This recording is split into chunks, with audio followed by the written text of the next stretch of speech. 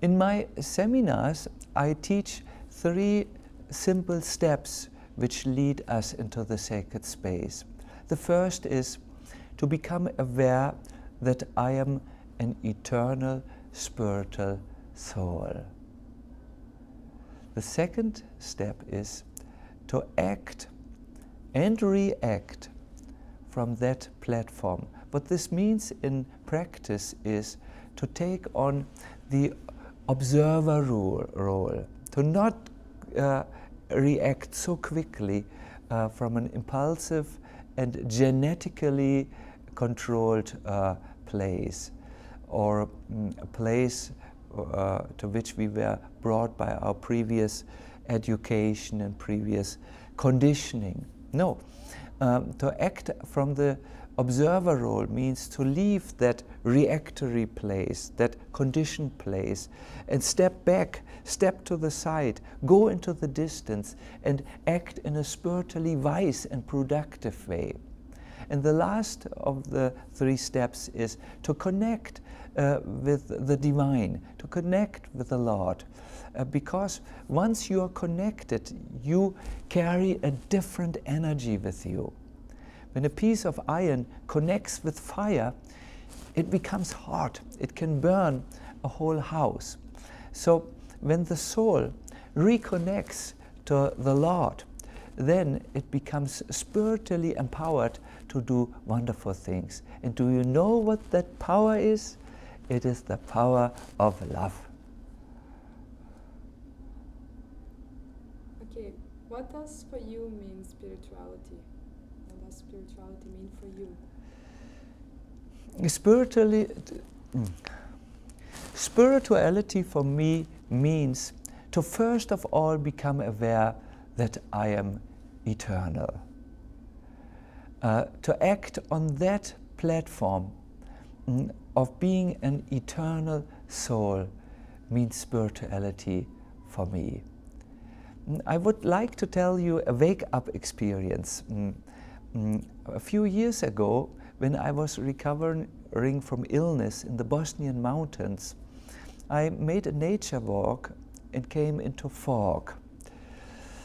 At that time, I had a little device to listen to lectures with me, and I heard a lecture by my spiritual master, and in that lecture a particular question of his struck me. I heard the question, what do you do for eternity?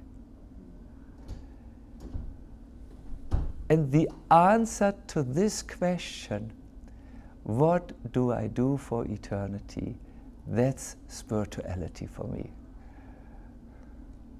Do you think that in the Western world there is a lack of spirituality? In the Western world there is, in some sense, a lack of spirituality, but in the other sense not.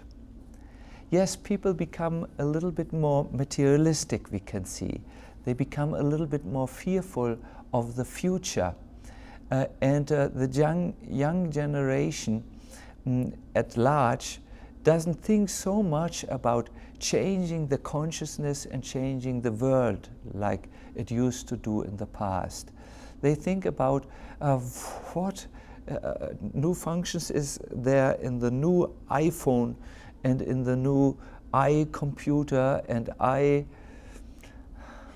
or whatever they are called, iPads and so on. So you could say, if you look from one perspective, that there is a lack of spirituality in the Western world. But I would like to say that I see things a little bit differently. I see, for instance, that there is a great desire in connecting. The internet and the Facebook and the Twitter and all these systems show that there is an interest of people to connect with each other, to feel that we are all brothers and we are all sisters.